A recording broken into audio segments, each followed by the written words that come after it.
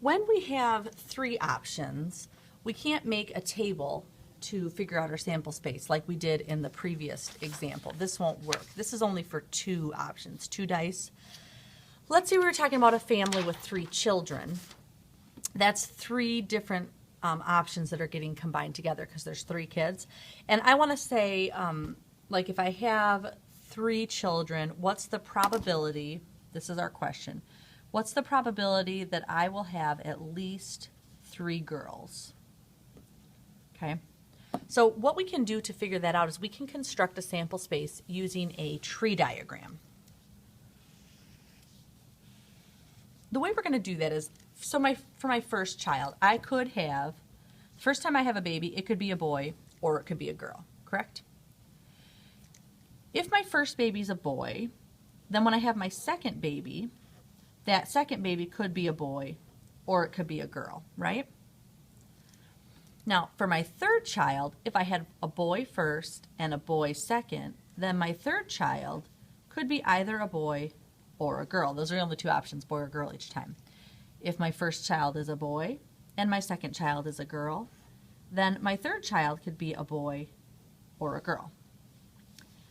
If my first child's a girl, my second child could be a boy or a girl. If my first child's a girl and my second child's a boy, my third child could be a boy or it could be a girl.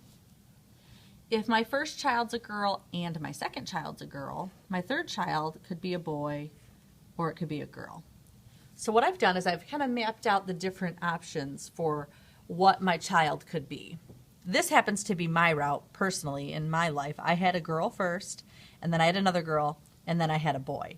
So what I ended up with was a girl, and then a boy. We're talking about in order here. I could have had a girl, and a girl. That was a possibility.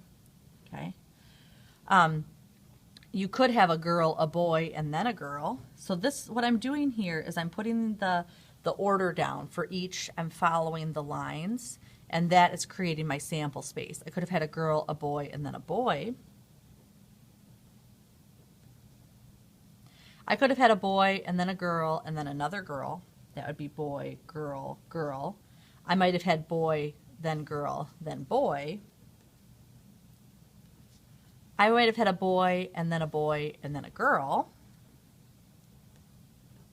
Or I might have had a boy, and a boy. I might have had three boys. And so the sample space, these are all my possible outcomes. So if I want to find the probability that I would have at least three girls, or at least, I meant to say at least two girls.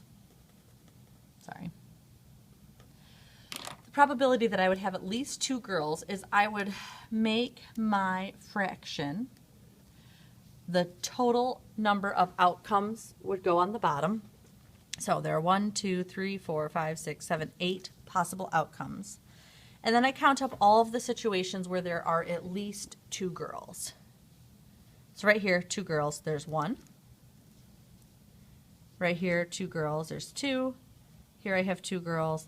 This one has three girls. It says at least two girls, so that counts as well. And so I would have a 4 in 8 chance of having at least two girls, okay? Which if I simplify that, it simplifies down to 1/2, which is the same as a 50% chance. So you have a 50% chance. If you have three children, you have a 50% chance of having at least two girls.